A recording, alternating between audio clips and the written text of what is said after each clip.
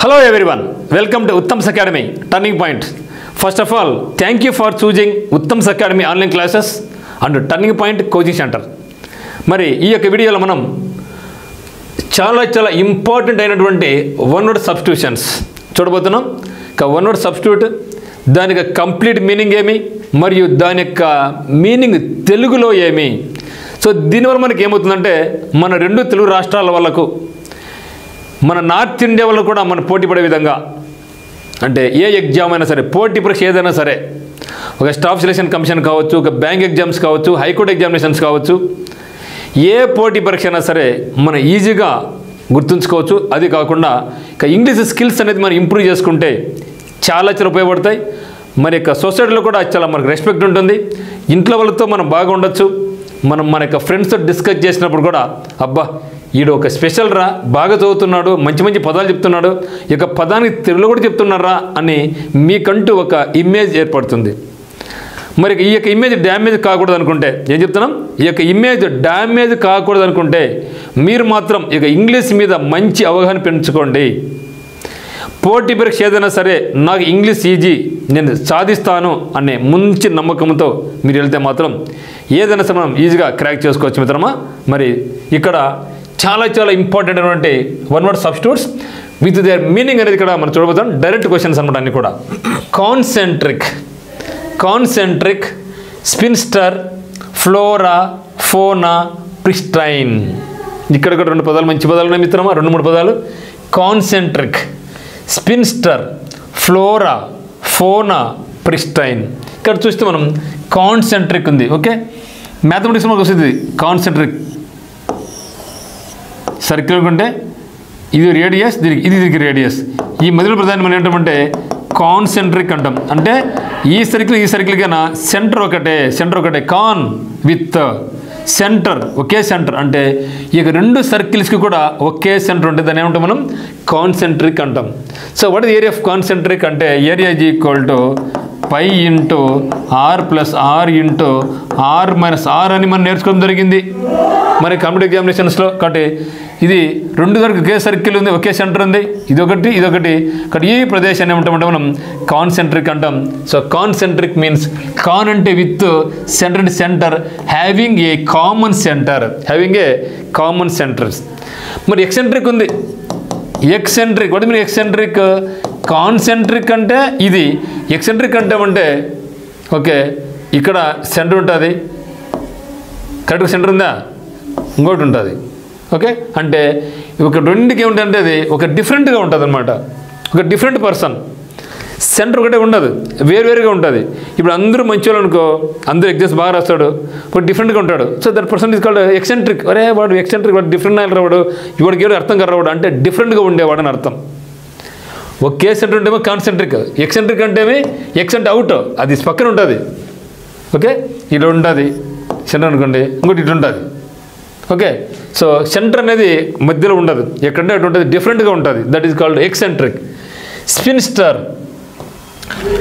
ఏమిటంటే పెళ్ళి కాకుండా ఉండే లేడీ, బ్రహ్మచారిని అంటాం. Okay, an old unmarried woman. So పెళ్ళి చేసుకోకుండా ఉండే లేడీని ఓల్డ్ ఉమెన్ ఏమంటామంటే మనం స్పిన్స్టర్ అంటాం. Spinster, nuns. Okay, flora and fauna. ఈ రెండు ఎక్కువ మంది కన్ఫ్యూజ్ అవుతూ ఉంటారు. ఎగ్జామినేషన్ పాయింట్ ఆఫ్ వ్యూలో తప్పు చేస్తారు, బయట అబ్బా తప్పు చేశానే అంటారు. నేను మీకు ఒక గుర్తు చెప్తా. ఫ్లోర్ అండ్ ఫోన్ అంటే ఏమంటే ఒకటేమో వృక్షజాలం, ఇంకోటేమో జంతుజాలం. అంటే ఒక ప్రదేశంలో ఉన్నటువంటి వృక్షాల సమూహాన్ని ఏమంటామంటే మనం వృక్షజాలం ఉంటాం. అక్కడ ఉన్నటువంటి జంతువుల సమూహాన్ని ఏమంటామంటే మనం జంతుజాలం ఉంటాం. మరి వృక్షాలు అంటే ఫ్లవర్స్ అని గుర్తుపెట్టుకోండి. ఫ్లవర్స్, FLO, ఫ్లవర్ వస్తే అది ప్లాంట్స్, వృక్షాలు. The plants of particular area or type of environment or a period of time. Okay, మరి ఫోన్ అంటే దానికి ఆపోజిట్గా అది వృక్షజాలం, ఇది జంతుజాలం. All the animals living in an area or in a particular period of history. Okay, కాబట్టి ఇదేమో వృక్షజాలం, ఇదేమో జంతుజాలం. ప్రిస్టైన్ ఇంపార్టెంట్ వర్డ్ అండి. సో ప్రిస్టైన్ అంటే శుభ్రంగా ఉండేవాడు, నీట్గా, క్లీన్గా. Pristine. Completely free from dust. బా ఎంత డస్ట్ ఉందా, నాకు నీట్గా ఉండాలబ్బా నాకు అంటారు. So that is called pristine. Okay, so concentric అంటే ఏమండి కేంద్రీకృతమైనటువంటి, స్పిన్స్టర్ అంటే బ్రహ్మచారిణి, ఫ్లోరా అంటే వృక్షజాలం, ఫోనా అంటే జంతుజాలం, ప్రిస్టైన్ అంటే పరిశుభ్రమైనటువంటి అని అర్థం. Then 81 veteran, slacken, fatalist, myopia, panacea. చాలా మంచి పదాలండి ఇవి. Veteran, slacken, fatalist, myopic, panacea. అద్భుతమైన పదాలన్నీ కూడా. ఇక్కడ చూస్తే veteran actor, veteran Sachin Tendulkar, veteran NT Rama Rao, veteran Narendra Modi, veteran Salman Rushdie, veteran Abdul Kalam sir. ఎవరైనా కానీ అతను స్పోర్ట్స్ పర్సన్ కావచ్చు, పొలిటికల్ పర్సన్ కావచ్చు, సైంటిస్ట్ కావచ్చు, సైన్స్ రంగంలో కావచ్చు, రంగం ఏదైనా వాళ్ళ రంగంలో వాళ్ళకి అనేక సంవత్సరాల యొక్క అనుభవం ఉంటే, ఎక్స్పీరియన్స్ ఉంటే వాళ్ళని ఏమంటామంటే మనం వెటరన్ అంటాం. సో వెటరన్ అంటే a person who has had long experience in a particular field. A field అయినా కావచ్చు, ఆ యొక్క పర్టికులర్ ఫీల్డ్ మీద వాళ్ళకు విశేషమైన అనుభవం ఉంటే ఏమంటామంటే మనం వెటరన్ అంటాం. దెన్ స్లాక్, స్లోగా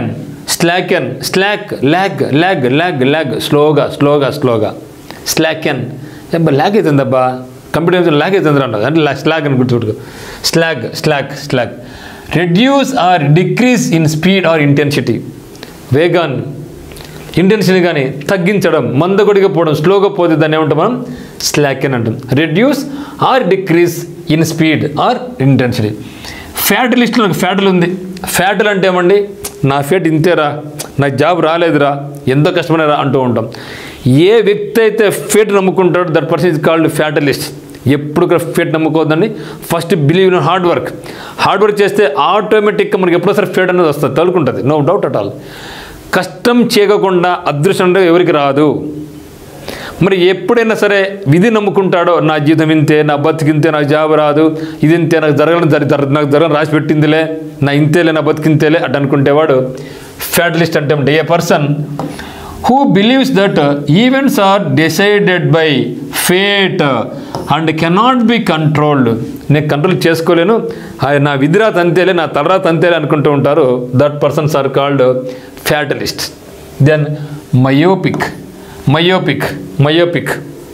ఓకే, మయోపిక్ అంటే ముందు జాగ్రత్త లేకుండా ఉండడం, ముందు చూపు లేనివాడు. ఓకే, ల్యాకింగ్ ఫోర్ సైట్ అంటే ముందు చూపు, ఫోర్ హెడ్ అంటే ముందు చూపు. Or intellectual insight. Panacea very important అండి. పెనేషియా నాకు పాన్ ఉంది, పాన్ అంటే అంత పాన్ ఇండియా అంటాం. ఇంట్లో మనం దోశ పోసుకుంటుంది, ఎక్కడ పోసుకున్నాం పాన్లో మరి దోశ రొంత పోసాం, అంత పోసాం. ఇక్కడ పాన్ అంటే ఆల్ అని అర్థం. Panacea means remedy for all diseases. అన్ని రోగాలకు ఒకటే మందు, సర్వరోగ నివారణ అంటాం మనం. ఇక్కడ వెటరన్ అంటే ఎవరండి, అనుభవజ్ఞుడు. స్లాకెన్ అంటే మందకొడిగా. ఫ్యాటలిస్ట్ అంటే విధి నమ్మేవాడు. మయోపిక్ అంటే అజాగ్రత్త లేదా ముందు చూపు లేనటువంటి. పెనేషియా అంటే సర్వరోగ నివారణి. Then hermit, plaintive, brittle, monologue. Okay, then hypocrite. చూస్తే ఇక్కడ హెర్మిట్ అంటే సన్యాసి అంటాం. హెర్మిట్ అంటే సన్యాసి. సినిస్టర్ అంటే పెళ్లి కాని లేడీ. హెర్మిట్ అంటే a person who usually for religious reasons lives a very simple life alone and does not meet or talk to other people. ఒకరి గురించి ఏం పట్టించుకోకుండా సింపుల్ లైఫ్ లీడ్ చేస్తూ ఉంటారు, వాళ్ళు ఏమంటాం హెర్మిట్ అంటాం. తెలుగులో మనం సన్యాసి రా అంటాం. Then plaintive, sounding sad and mournful. మనకు బిలవ్డ్ పర్సన్స్ దగ్గర వాళ్ళు చనిపోతే మనం చాలా బాధపడుతూ ఉంటాం. సో దట్ ఈస్ కాల్డ్ దుఃఖ సూచకమైనటువంటి అని అర్థం. Plaintive, sounding sad and mournful. Brittle టక్కున ఇరిగిపోతాయి. బ్రిస్కెట్ టక్కున ఇరిగిపోతాయి తుంచితే. Brittle. Hard but easily broken. హార్డ్గా ఉంటుంది కానీ ఈజీగా ఇరిగిపోతుంది. That is called brittle. Then monologue, a dramatic story. Mono అంటే సింగిల్ కదా, a dramatic story. Then hypocrite, hypocrite, hypocrite tears అంటాం. క్రొకడైల్ టీయర్స్ అంటే హైపోక్రైట్ అంటే నటించడం. ఊరికి యాక్చువల్గా నీళ్ళు రావు కళ్ళకు, కానీ వచ్చాడు నటిస్తాడు. దట్ ఈస్ హైపోక్రైట్ అంటే కపటం నటించేవాడు. ఏ పర్సన్ హూ ప్రిటెండ్స్ నటిస్తున్నాడు to have moral standards or opinions that they are do not actually have. వాళ్ళు యాక్చువల్గా బాధపడటంలే, కానీ బాధపడినట్టు నడుస్తూ ఉన్నాడు. వాడికి మన మీద సానుభూతి లేదు, కానీ సానుభూతి ప్రదర్శిస్తూ ఉన్నాడు. హైపోక్రైట్. ఓకే, కానీ ప్లెంటివ్ అంటే దుఃఖ సూచకమైనటువంటి, బ్రిటల్ మీన్స్ పెలుసుగా ఉండేటటువంటి, మనలా కంటే ఏకపాత్రాభినయం. హైపోక్రైట్ అంటే కపటుడు, కపటుడు. దెన్ సెల్లార్, ఓకే, చాల్కోసైట్, హెర్బిటిక్, సివియర్, మనకు తెలుసు బాగా. సివియర్ బా కండిషన్ చాలా సివియర్గా ఉందిరా, అర్థం కావడం లేదురా అంటాం. అంటే extremely bad or serious, that is called severe. మరి సెవెర్ అంటే ఏమి? సెవెర్ అంటే కట్ చేయడం, 2 భాగాలు కట్ చేస్తే that is called sever. Like bisect. So bisect అంటే మీ బైసెక్ట్ అంటాం.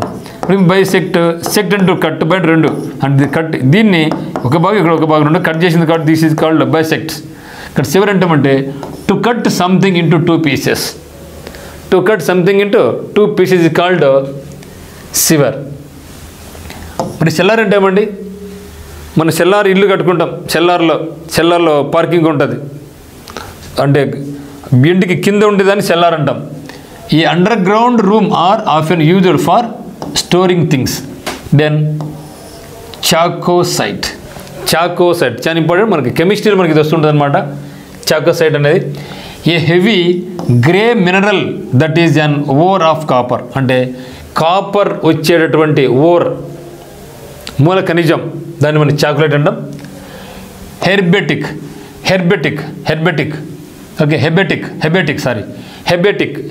Means pertaining to or occurring in puberty. So puberty అంటే ఏమండి? యుక్త వయసుకు రావడం, దాన్ని మనం ప్యూబర్టీ అంటాం. ఓకే, సెల్లార్ అంటే భూగర్భ అనేది. చాకోసైట్ అంటే రాగి మరియు ఇనుము యొక్క సల్ఫైడ్తో కూడినటువంటి